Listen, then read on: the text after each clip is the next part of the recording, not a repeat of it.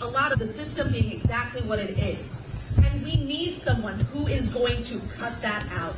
He's going to take away lobbying. He's going to help gut super PACs. He's going to take away the ability for Congress people to actually be able to invest stock, because that is corrupt.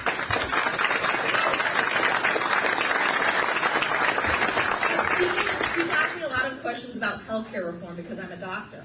And when I was in college, when the ACA, the Obamacare was being passed, I had a lot of hope. Wouldn't it be great if we could have more people covered? Wouldn't it be great if it wasn't so expensive? And what did we see? The exact opposite. Premiums going up. Deductibles get screwed. People are going, literally, my patients today are going bankrupt trying to get the basic health care they need. And what...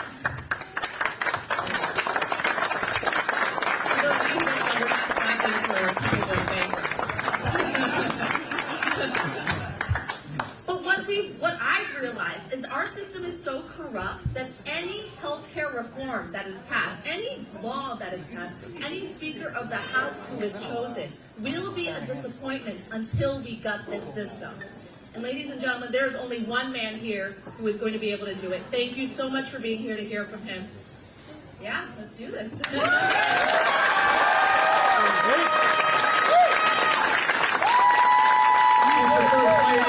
States right here. Give a round of applause. USA! She's a hero. USA!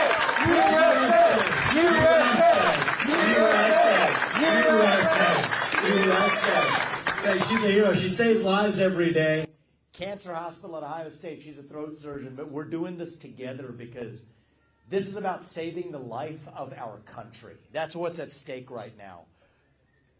We are in the middle of a war. It is not a war between black and white. It's not even really a war between Democrat and Republican. Not really.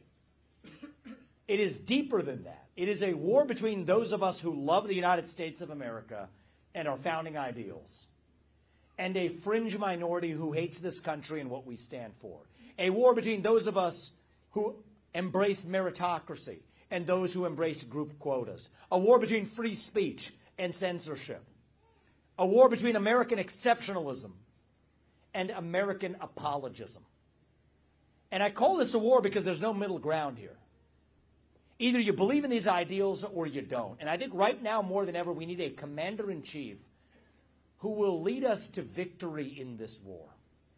I think that's going to take somebody who knows that we're not working with a lot of time. If our kids are in high school before we get this right, I don't think we have a country left.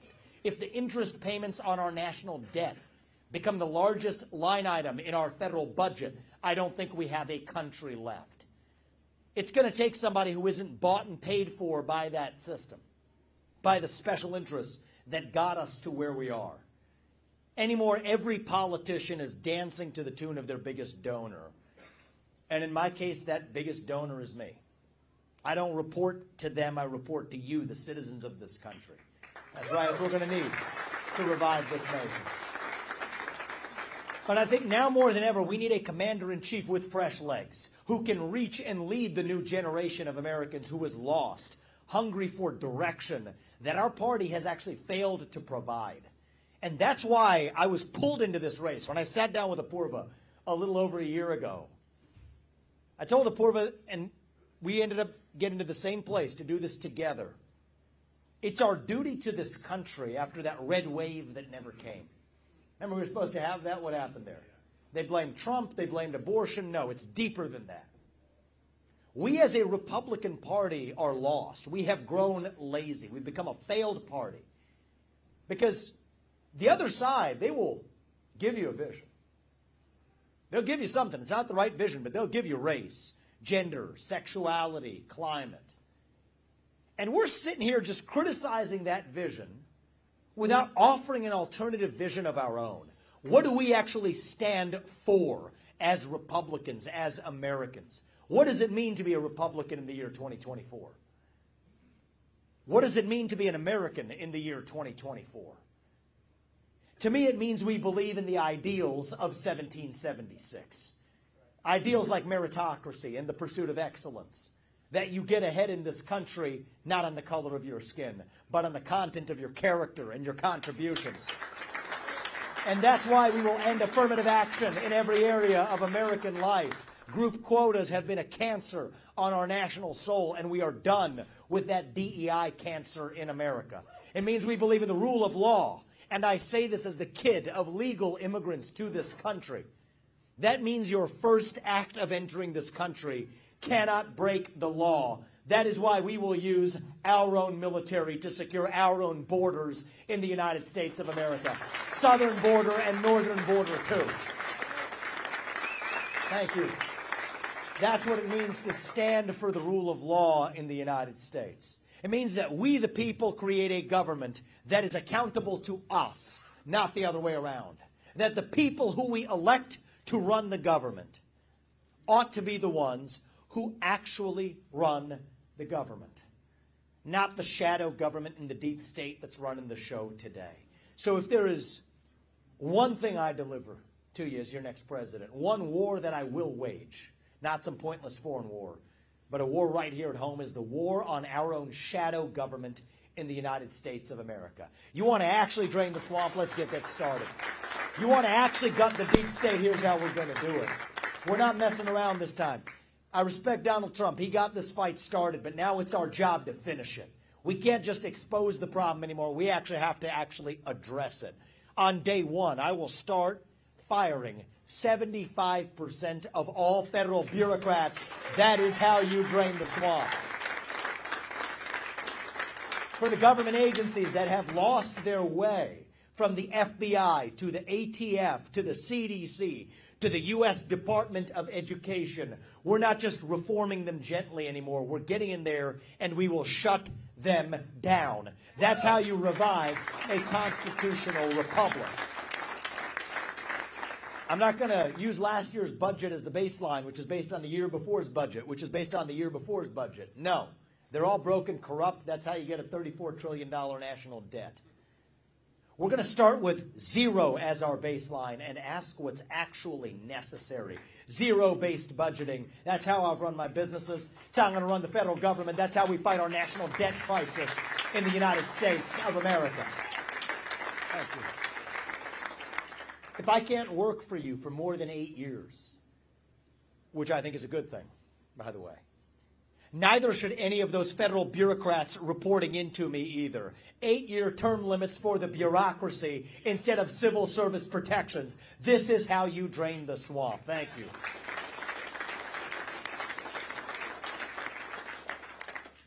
Now to get there, in the long run, for lasting change, to live beyond what I'm going to deliver you as the president, because this is bigger than me. It's bigger than one man. We need elections that we can trust and believe in the United States. This is our moment to deliver it. Everything I've told you so far, I'm going to get done as your next president in the first month. We will start it in the first month. Move our military to the border. Mass firings in the federal government. End birthright citizenship for the kids of illegal migrants. End federal funding for sanctuary cities. Deport illegals using the existing laws that are on the books. Everything I've told you so far, we're using existing laws on the books. Those are promises I will keep, and I will make one more promise to you. It's the only one that also requires Congress. But if there's one thing that I get done through Congress, it will be to actually secure elections in the United States of America. Here's what I'm going to give you. Single-day voting on Election Day as a national holiday with paper ballots, government-issued ID to match the voter file, and English as the sole language that appears on a ballot. That's not controversial. That's common sense. And we will get it done. These aren't black ideas or white ideas. These aren't even really Democrat ideas or Republican ideas. Not really. These are American ideals that we fought a revolution to secure in 1776. And we live in a 1776 moment right now. You know what our founding fathers would say if they were in here? They say you still have another 250 years and then some still left in your American journey, in our American journey. But you have to step up and seize it just like we did 250 years ago. It's not going to be some political messiah just coming from the White House to save us. It doesn't work that way. If we're going to be saved, it's going to be because we save ourselves. And that's what tonight is about. We're here to ask you for your help. Iowa goes first for a reason. We respect this process immensely. We've grown to love this process. Apurva and I, and in more recent weeks, Steve as well, braving the snow with us. Now, you guys want to give Steve King a round of applause here? A patriot. And the kind of people who have been drawn to this campaign, we've been humbled. He was America First before America First was America First. He was build the wall back when they called him racist for saying it. And then came, new generations of change. Then comes Donald Trump. Then comes me. But it's going to take patriots like Steve King across the state to actually stand for truth regardless of what the media says, regardless of what the establishment says. And that's what tonight's about. And that's why we're doing the election this way. We've done over 390 of these events in this campaign. Been to more pizza ranches than I knew existed. It hasn't been great for my fitness. It started with a thick crust. We went to the thin crust halfway through to split the difference. Now I'm at the salad bar. So we're making our way. But we've respected this process, and we love this process. As long as the Iowans have been showing up, blizzard or not, we've been showing up as well, because that's the way this is supposed to work. The super PACs and the media and the mainstream media, they want this done a different way. They want to trot a puppet into the White House. But that's not up to them. It's up to us. It's up to you today. And so that's why I am here today, to ask you for your help, ask you for your vote tonight at the Iowa caucus. I am asking you to do the right thing for our country. Not for me, not for Trump, not for any other candidate. Do the right thing for our country when I'm asking you for your vote. And if you all do your part tonight, every one of you here, and in the next few hours, I'm asking you to get back out there and tell people who aren't in this room, every one of them who you know is coming to the caucus or who could come to that caucus, tell them to come out tonight at 7 o'clock too and do the same thing. If you all do your part, if you all give me your vote tonight, I promise you, Apurva and I and our family and our movement, we will stop at nothing to do ours, to make sure, not in some fake politician way, but in a true way, to make sure that our country's best days are actually still ahead of us. Thank you for coming out today, guys. God bless you and your families, and may God bless our United States of America. We will not stop until we get this job done. We will not stop until we win the Iowa caucus, and we win the New Hampshire primary, and we win the general election in a landslide. That is how we get this country back, and that is how we make sure that we make our founding fathers proud once again in the United States. This is our 1776 moment. Let us step up and seize it. Thank you all and your families. I appreciate it, guys. Yes, I'm time for some questions. Let's open this up. We'll take some questions, guys. Billboard Bob, come here. Come here, man. I love that jacket. We'll give you the microphone. And if we have a microphone in the back, too, we'll take it around. Good. If we can pass that around. I'll start with this man right here. Thank you. Well, I'm going to refer to my notes because I'm not used to public speaking. But if I could apologize for President Trump, I would. No. He can be his own worst enemy sometimes. And I admire the way you responded with class, where you just said that I would ask him to help you first year with advice. So I mean, what a classy thing to do. So, and then the other thing that I just realized is if we had 8 years of you and 8 years of Corva, well, wouldn't that be a win-win? So, anyway. Thank you, Billboard Bob. I appreciate that. Thank you. Thank you very much. And I want to say a word about that, too, is President Trump's a good man. No doubt about it. He was a great president. I respect the heck out of him. And we've honored his legacy, and we'll honor his legacy more than anybody else in this race because it's the right thing to do for our country. I think on some good days he has some bad handlers around him, and on some better days he has some good ones around him. So today I think he had maybe some of the better crew around him, and the message was positive. He walked back some of his comments from yesterday. But the reality is sometimes the truth hurts. This is a campaign founded on the truth. And I think I'm going to speak a hard truth. Even if it hurts when it first lands. It hurts me to say it. This system has made clear they will stop at nothing and I mean nothing, to keep this man away from the White House. We have to open our eyes and see that reality. I've pushed back against it at every step of the way. Last week I filed an amicus brief with the U.S. Supreme Court arguing, laying the best legal arguments out for why they need to overrule Colorado's disastrous ruling. Frankly, I did it because I wasn't sure that his team was going to make the best arguments, and I think our country deserves for the Supreme Court to decide this correctly. I've said that every Republican, including myself, should remove ourselves from any ballot where Donald Trump is also removed from the ballot. I've pushed back against these disastrous prosecutions at every step, but in a certain sense, and when you go out into the community after this event, I want you to open people's eyes as well. They're leading us into a trap, actually.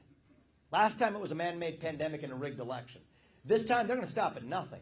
They want to narrow this to a two-horse race between Donald Trump and a puppet who they can control, eliminate Trump one way or another, and then trot their puppet into the White House. We won't look back a year from now, or think of it for yourself. Don't take it from me. Fast forward a year from now. And do you think a year from now we're going to look back and say, we're shocked that that happened, that we didn't see that coming? Or are we going to say, what the heck were we thinking, walking straight into the trap they've laid for us? And so I know that can hurt, especially when you're on the receiving end of that. You feel vulnerable. And I get that. But we have an obligation to this country, because America First didn't start in 2016. It started in 1776.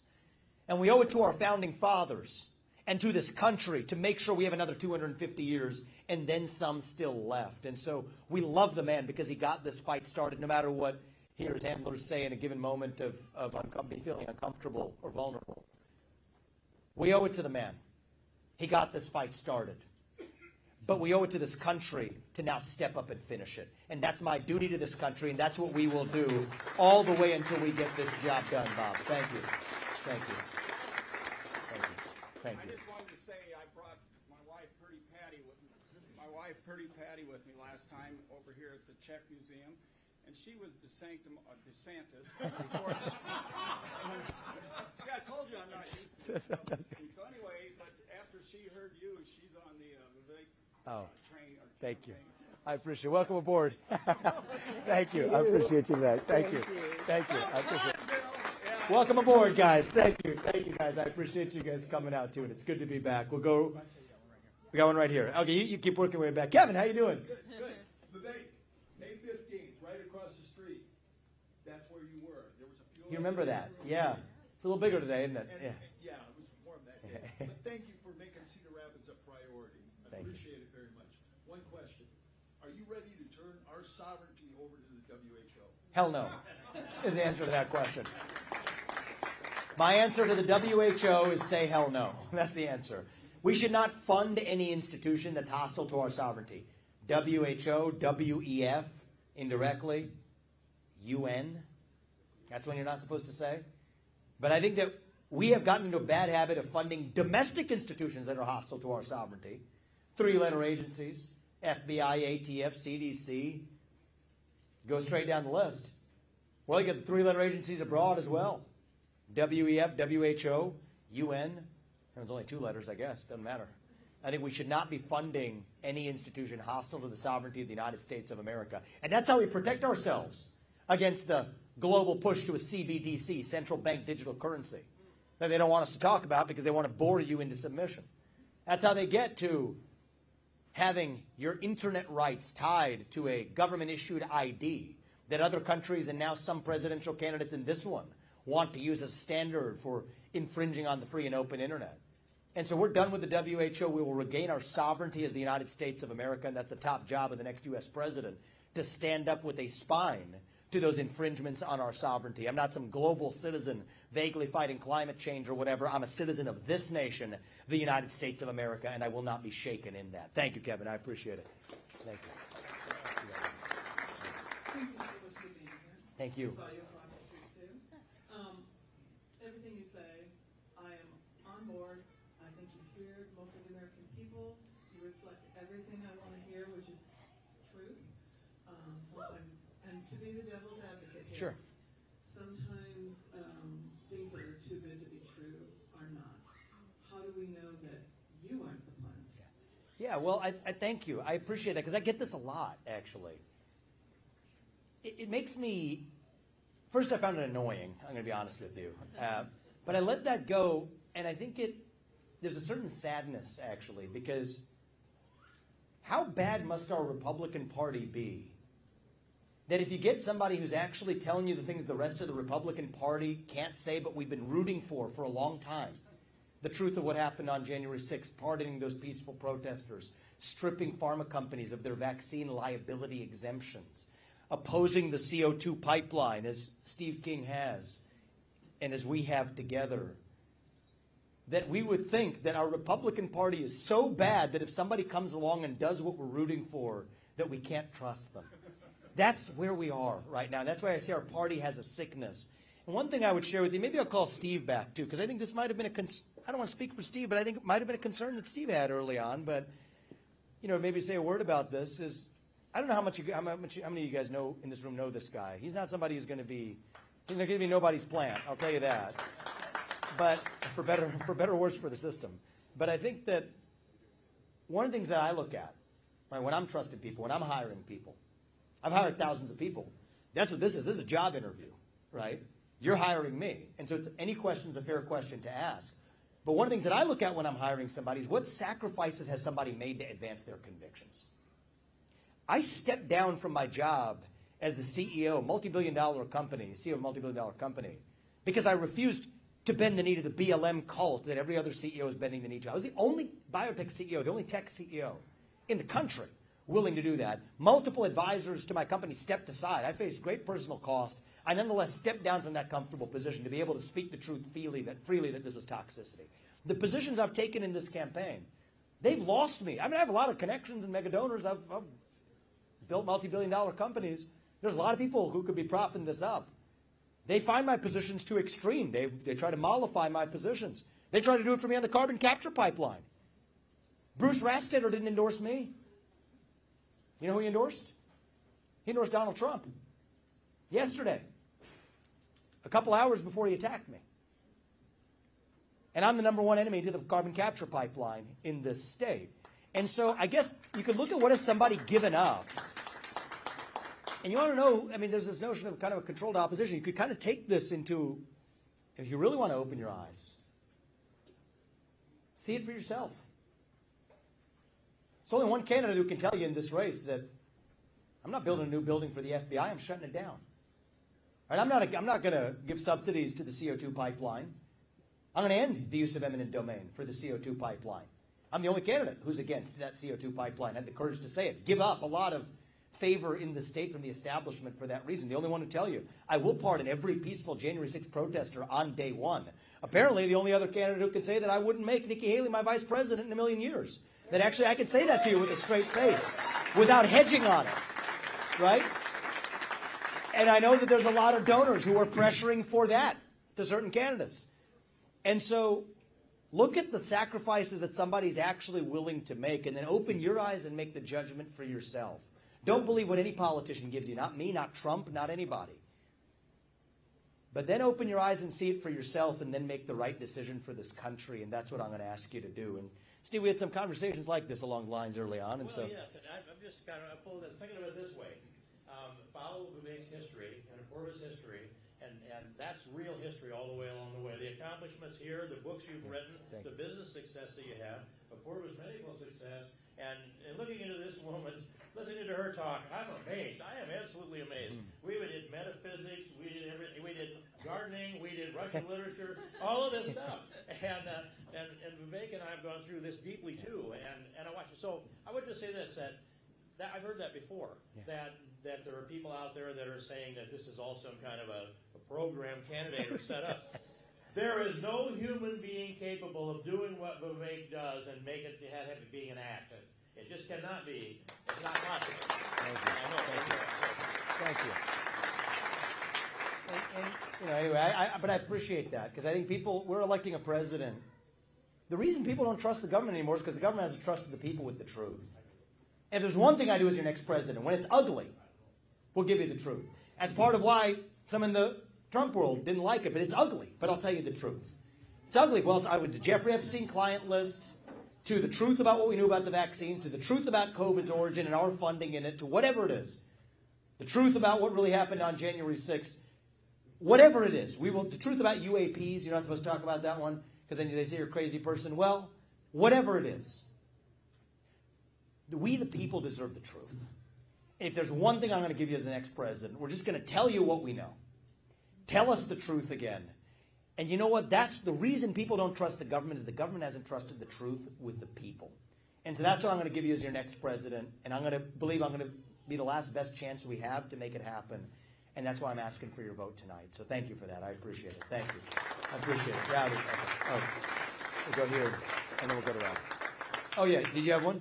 We'll go straight down the line. Yeah. Okay.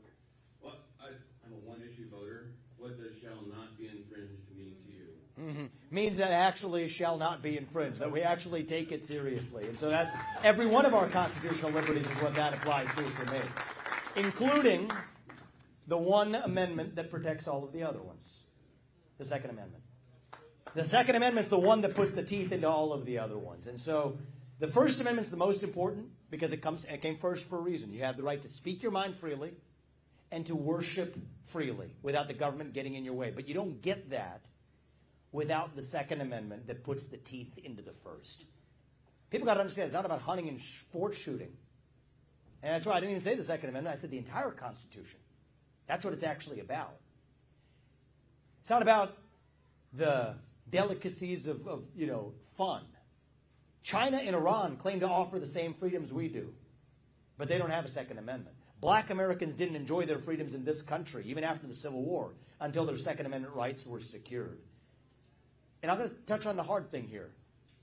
What happened in Perry is unconscionable and should never happen again in this country. You want to prevent it? I'm going to tell you how. We will shut down the U.S. Department of Education and actually return the money to the people and put 3 armed security guards in every school across this country. That's how you prevent school shootings. Let's get serious about it. Address the mental health epidemic that's upstream that we failed to address. Preventative health care for mental health care. Bring back the psychiatric institutions. If somebody's really that dangerous, remove psychiatrically ill and dangerous people from their communities sooner than removing guns from law-abiding citizens. But the Second Amendment isn't a recommendation. It isn't a suggestion. It's a right. And I think that's what we need to protect in this country is all of our constitutional rights. And you deserve a president who, without weak knees, is going to protect that Constitution at every step. Thank you, man. I appreciate it. Thank you. Vivek, thank you so much for being back here in Cedar Rapids today. I was across on May 15th as well. Thank you. Today is Martin Luther King Day, a holiday. There may be some people not in the room that it'd be nice if you could reflect a little bit on civil rights, free speech, and I also want to say thank you for giving people who disagree with you an opportunity to speak. You've done it with grace. You've done it with patience. Thank you. And of course, unfortunately, sometimes you have to let people leave the room because they don't respect the questions of everybody else. Well, thank you. I appreciate that. It's actually a good day to commemorate. It's not just Caucus Day. It is Martin Luther King Day. I remember I was in 2nd grade. I was 7 years old when I heard Martin Luther King's I Have a Dream speech for the first time. That was a speech where he said, I hope my 4 children grow up in a country where they are judged not on the color of their skin, but on the content of their character. And that dream has stuck with me. It meant something to me because it was the dream that allowed me to go in a single generation from being the kid of Indian immigrants who came to this country with no money to becoming the founder of multiple multi-billion-dollar companies, to do it while marrying a Purva, raising our 2 sons, following our faith in God. That is the American dream. And what makes me sad today is that it's precisely when we have gotten closest to that promised land of achieving Martin Luther King's dream. What did he tell us? He said, I may not get there with you, but we're going to get there as a nation. He would have never imagined we're at a place today where we do have true equality before the law. That regardless of the color of your skin, you can achieve anything you ever want with your own hard work and commitment and dedication. That you're not drinking from different drinking fountains or going to different schools based on the shade of melanin you have.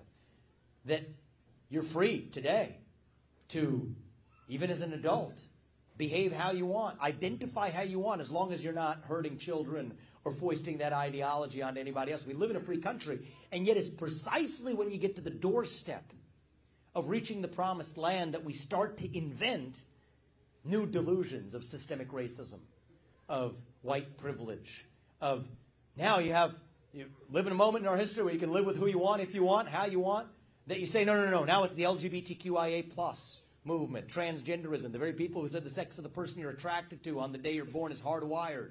Now say your own biological sex is totally fluid over the course of your life. And so there's something about that we have a psychological need. That's what's going on in our country. And I think what Martin Luther King probably would observe if he were alive today is that if you have a hole the size of God in your heart and God doesn't fill it, something else will instead.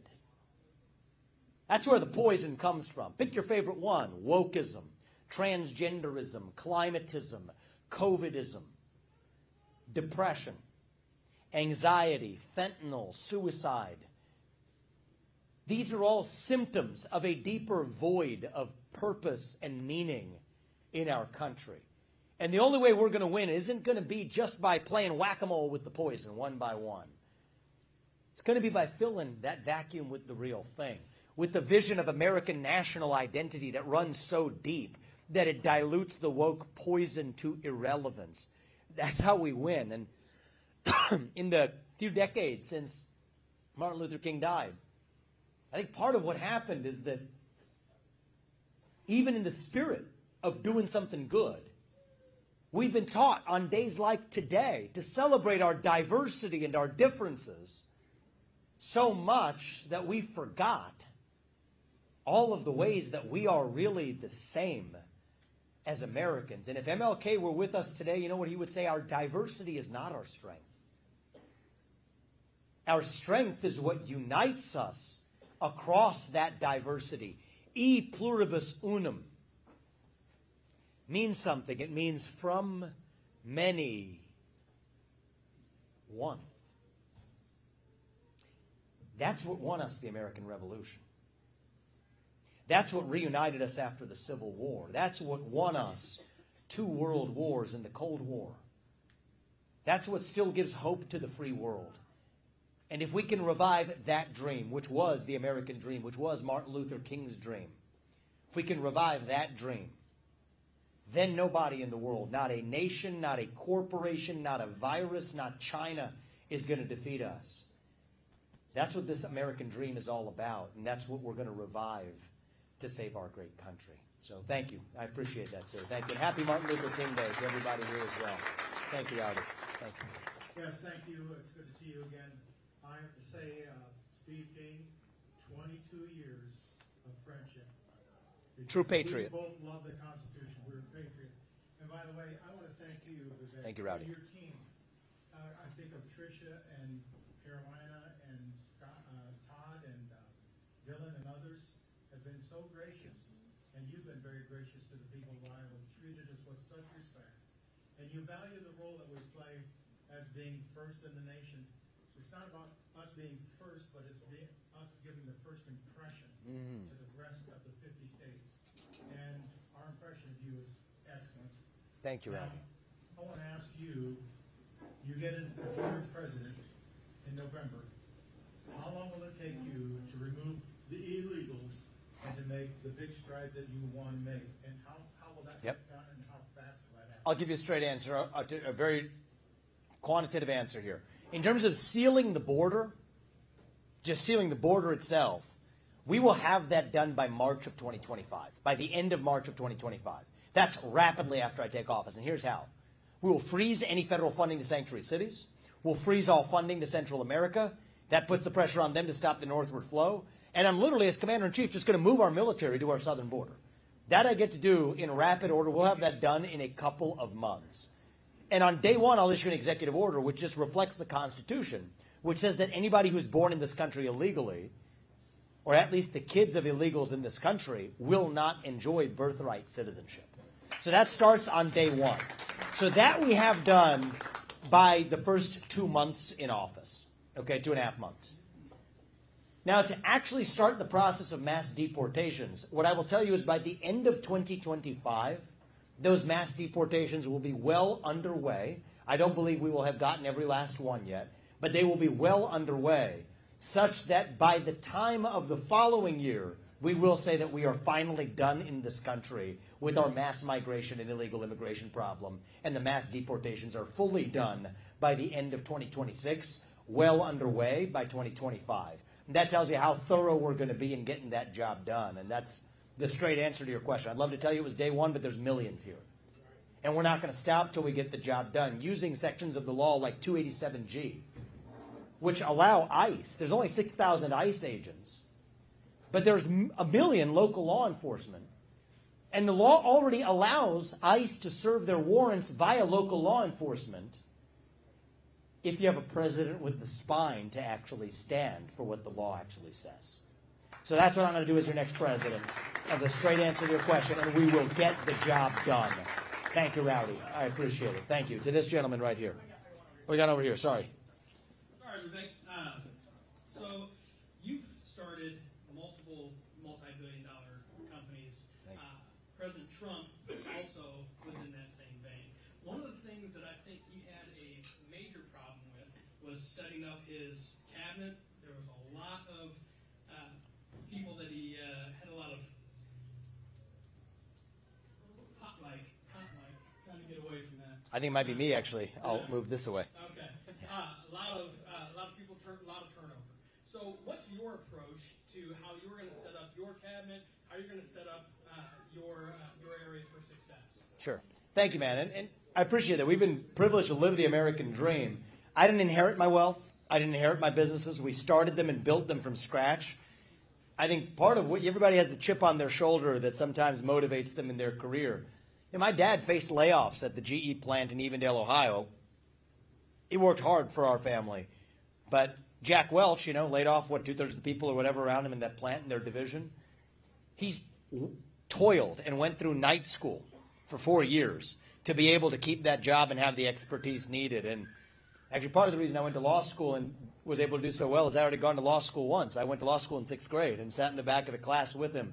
But for me, it was always, okay, well, I'm not going to begrudge this Jack Welch guy, but tell me more about what that path looks like.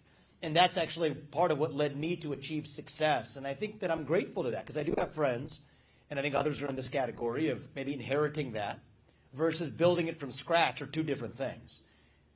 And I think one of the things I've learned through that is to be a really good judge of people right out of the gate.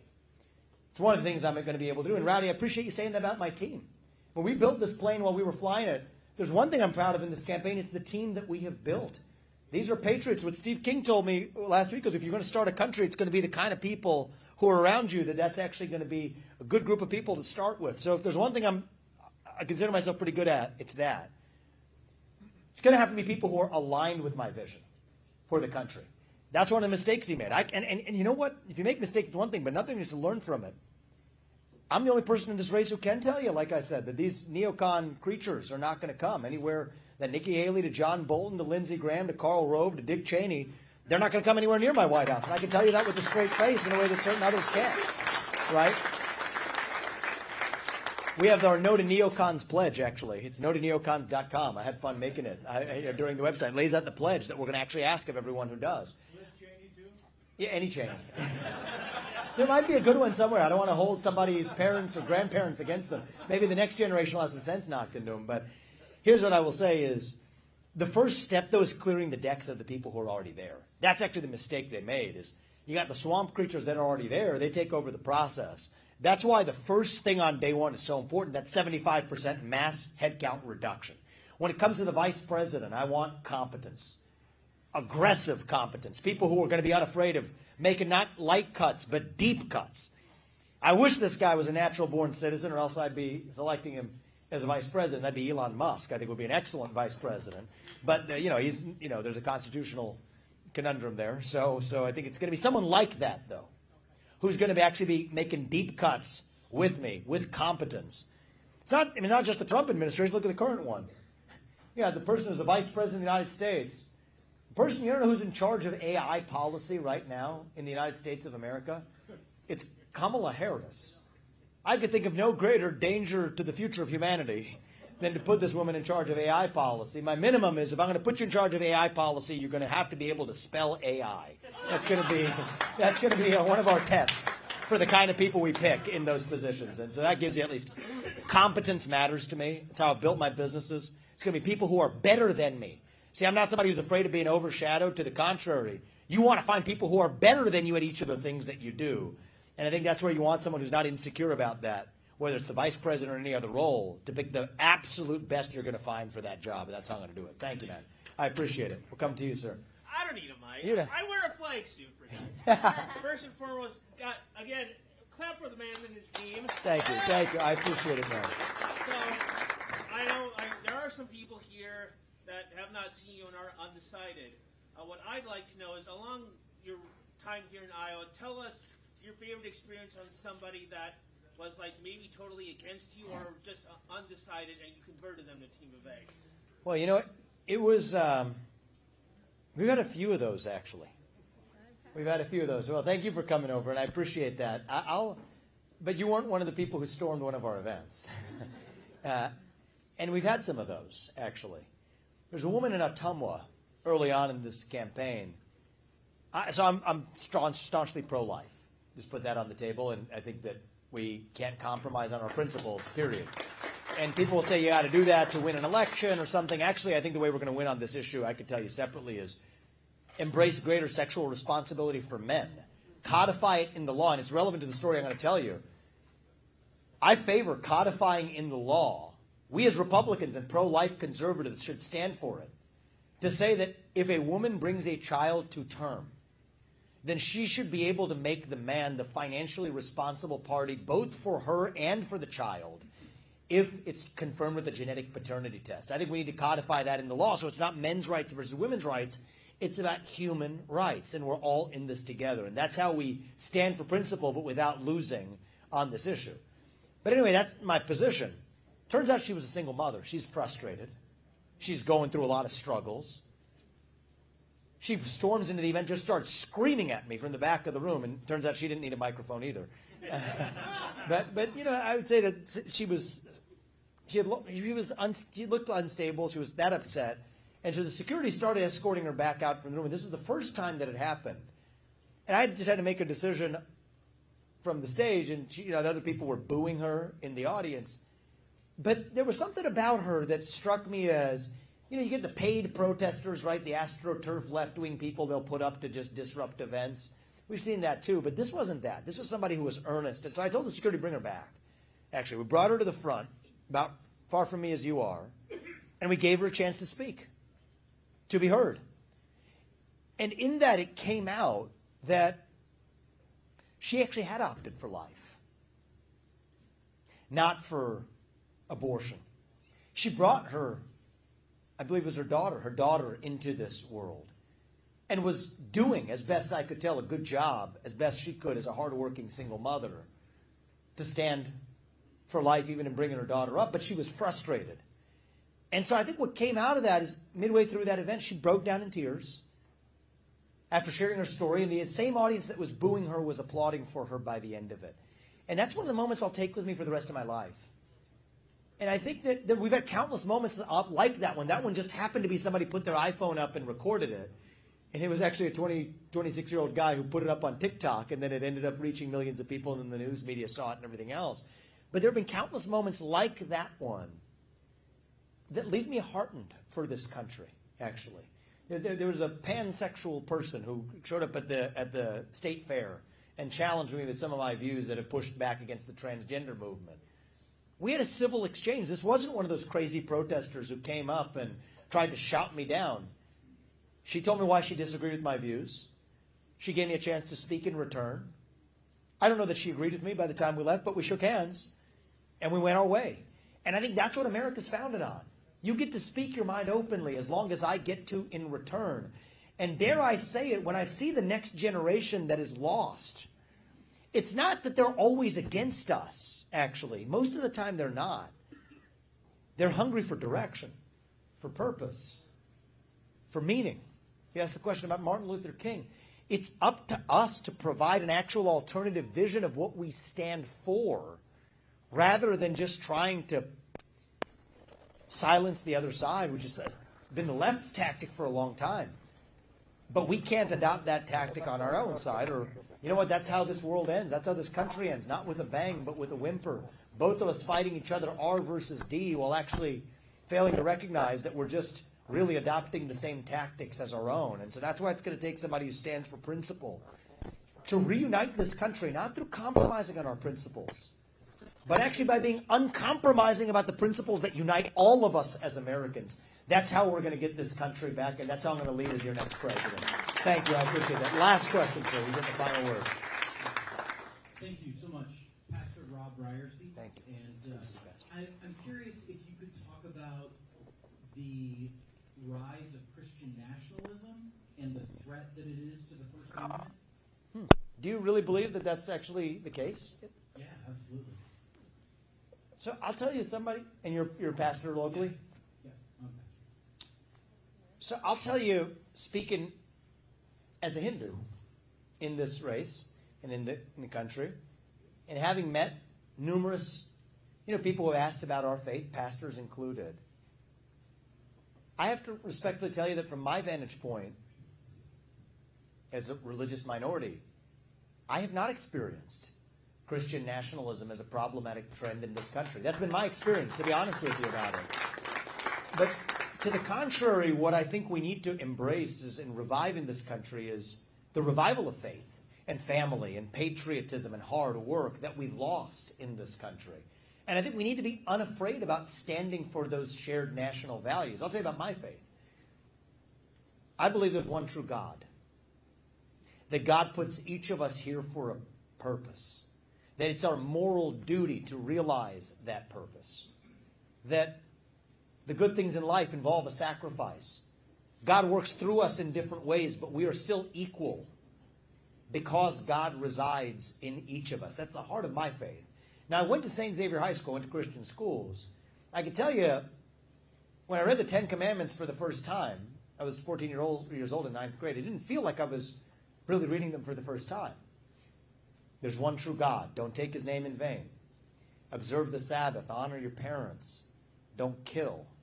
Don't lie. Don't cheat. Don't steal. Don't commit adultery. Don't covet. These are Judeo-Christian values that the nation was founded on. And I think that's just historical fact. But they're also the same value set that I was raised in as well. And I think they're the values that most Americans share in common. And so for me, I'm not going to be a president who is trying to be the pastor at the same time. I'd be not the best person to spread Christianity from the pulpit at a church for a lot of reasons. But that's not my job as the president. My job as the president is to swear an oath to the Constitution and to keep it, including the First Amendment, which ensures everybody. And we want people of many faiths to revive and stand for these shared national values and ideals. That's what we want in this country. And are we going to stand for those shared values, which are Judeo-Christian values? Are we going to stand for those values, Apoorv and I both from the White House? You're darn right we will, actually, because I think that's the job of the next president, to revive our national character. But will we swear an oath to that Constitution and keep it so that people of every faith, even those who have no faith, who are atheists, have the right to live their lives freely pursuant to that First Amendment? Yes, we will, because that's my job as the next president as well. And so I hope if that matches your view of what the president does, then I'm going to ask for your vote tonight, just like I'm asking all of you for your vote tonight at that Iowa caucus. So thank you, guys. We have time for one last one to this gentleman. I didn't want to leave you hanging here. I'm from Indiana. Oh, you are? Thank you. Where are you from? From Indiana. Okay. So, Where in Indiana? Indianapolis. Okay, good. So I'll go quick without prefacing this one, but who and what do you think are behind all of the pollster shenanigans? Yeah. I can speculate. I'll tell you, he's come from Indiana. I grew up in Cincinnati, Ohio, which is not far from where you are. I used to spend summers in Bedford, Indiana. Turns out I had a lot of aunts and uncles that lived in Indiana. And we asked them, why'd you come halfway around the world to places like Fort Wayne and Bedford, Indiana? And our family joke is it is the only U.S. state with the word India contained in the name of the state. So that's what we joke around with our families. So you're from Indiana, too. So thank you for coming here, all the way from Indiana to be here today. So, look, I think that what we've seen is bordering on a kind of election interference in our GOP primary in the Iowa caucus that has been eye-opening and startling for me. You see the mainstream media, corporate media, you had both CNN and Fox this morning. I just posted them on my social media. You got them talking about Donald Trump, Ron DeSantis, Nikki Haley, Asa Hutchinson, but not me. Even if you look at the election tracker, at least as of this morning, I put them on notice. Hopefully Fox corrected it. There's only 3 candidates whose votes they were tallying on the screen on the front page. Interesting how that works. The polls, actually, thank God for the local press to serve as a check on mainstream media. Jacob Hull, who at the Iowa Standard, strong publication, local publication, actually unveiled an investigative report that found that there are many of these polls being conducted where they don't even include my name in what's asked, but the numbers that you're seeing are the ones that people proactively are actually naming my name, but they aren't asked about it. Obviously, the numbers are going to be a lot lower. And, of course, that also shapes the way the electorate thinks, which then shapes the way the media reports, which then further shapes the way the electorate thinks. And so that's been the number one obstacle we're facing here. The system is not made for people like us to do this. They want the super PAC puppet masters. I think it's the donor class combined with the mainstream media. That's who's doing it. The mega donors to the Republican Party. Some of them are mega donors to the Democratic Party, by the way. They're the ones who have decided they want to narrow this to a 2-horse race between Trump and a puppet who they can control. Knock Trump out, trot the puppet in. That's the game. And it's up to us not to fall for it. And this is our last best chance we have because there's no TV screens or social media algorithms in the air between us right now. It's just us here, fellow citizens and patriots, doing what is right for our country. And so I am asking every one of you to do your part for this country here in Iowa tonight, in a few hours. It's a little cold. I think they overblew it a little bit. It's bad. It's not that bad. You're going to get a hand. We've seen this before. To do the right thing for this country, take the 30 minutes tonight, and we are asking you to vote for me at that Iowa caucus. And I'm asking you to do something just for the next few hours. On a holiday, go out and honor what we celebrate, that American dream that we commemorate today. Tell 10 people in this community. If you want to do more, I'll take that too. But I'm asking every one of you to take the time to reach 10 people who you believe are likely to come to that caucus or who can. To bring them out too tonight. To take 30 minutes of their time too to save this country. And if you all do your part, Apurva and I, we will do ours to make sure on this Martin Luther King Day, on this Iowa Caucus Day, to make sure that we will still look our kids in the eye and mean it when we tell them, you do get ahead in this country with your own hard work, your own commitment, your own dedication. And that you know what? You are free to speak your mind at every step of the way. That is the American dream. That is what we are running to. And with your help tonight, that is what we will revive to save this great country. Thank you all. God bless you and your families. And may God bless our United States of America. Let us win the Iowa caucus tonight, and we will win the general election in a landslide. And may our best days still be ahead of us. God bless you all. Thank you. I appreciate it. Thank you all. Thank you. Thank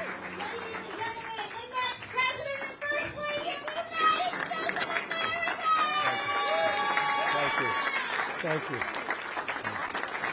We have a very special opportunity for you today. We are going to do a photo line. I just got something, a note on the back. You get a chance. Very quickly, just get a picture with Vivek and Apurva. God, thank you. You'll require citizenship of the United States, but the Democrats and media didn't they elected Obama. That's right. That's exactly what they're rooting for. That's exactly what they're rooting for. Thank you. Thank you very much. Get to your caucus location by 6:30. There's paperwork to fill out to check in. Be on time, be there early. They don't have anyone in the doors at precinct caucus locations after start time. Be there by 6:30. Check the Secretary of State's website for your caucus location. Double check your location. Thank you. I appreciate that. If you can share that message with the people in the community, because I think there are doubts. I'm on board. Yeah. But I had to ask the question. Exactly. That's right. And it's important. And it's important. Thank you. Thank you, brother. Thank you, man. I appreciate it, brother. We're going to do this. We're going to do this. Thank you, man. I appreciate it. Thank you. Thank you. We're good. All right. Come on up. Thank you, man. I appreciate it. Thank you for coming back. Brother. 1, 2, 3. Let's do this tonight. 10 people, man. Absolutely. I'm counting on you. Thank you. I saw you yesterday. It's good and to I was see you, man. Thank I was you. undecided, and now I'm Glad you're definitely here. going on. Thank so you, I brother. appreciate it for all the time. Spread the message, and we're going to do this. For sure. 10 people tonight. I appreciate it, brother. Thank you. How you doing, man? Thank you. Good. I know you can't vote, but even get 10 people in Iowa to do it. Yeah, I'll be happy to. Thank you, man. I appreciate it. Fort Wayne, Bedford, and That was those Indianapolis, Fort Wayne, Bedford, Warsaw. Oh, that's we had awesome. family in all those places. Yeah. That's awesome. Well, it's yeah. an honor. Thank you, man. I appreciate it. Thank you. Hey. It's good to see you. How are you doing? My 16-year-old Oh, daughter. thank you for coming. I appreciate you. Thank you, I man. appreciate you so much. Thank you. We need you tonight. Thank you, my friend. We're from St. Louis. Oh, We you just- are? we just Even if came you bring up your to- Iowans around even tonight, that'd be great. They will. Thank you. Thank you. Thank you. Thank you. Hey, guys. Good to see you. Yeah, good to see you guys again. You coming out tonight? Yeah, Thank you. absolutely. Thank you. I appreciate it. Spread the word. Thank you. Good to see you. Thank you. Welcome aboard. I'm glad. The 2 roses in between I'm the grateful. cactus. That's right. That's right. That's right. Exactly. Oh, no, that'll We'll do this. We'll do this. Yeah, with the cactus on the outside. Oh my.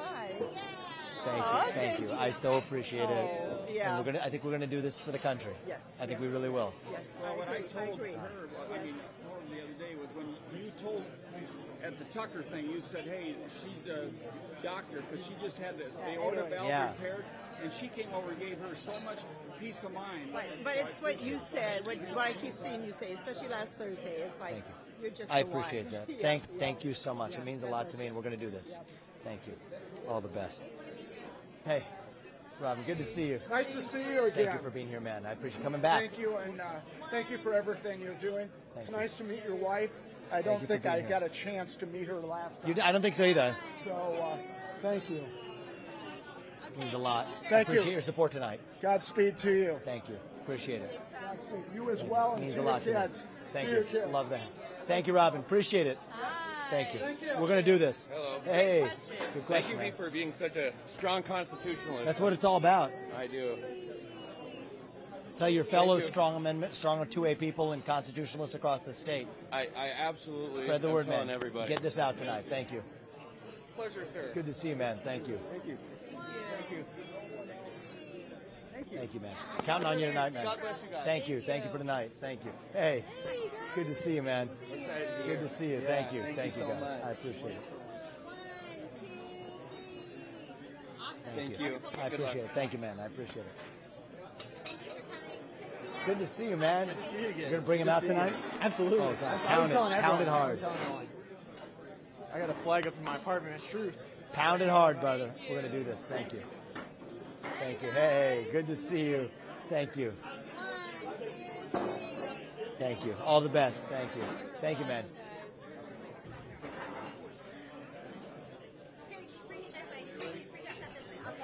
Hey, thank you guys. We just like that you're not afraid of anybody. I appreciate that. Well, I mean, life is too short, and we owe it to this country not to be. So, thank you. Spread the message, and you coming out tonight?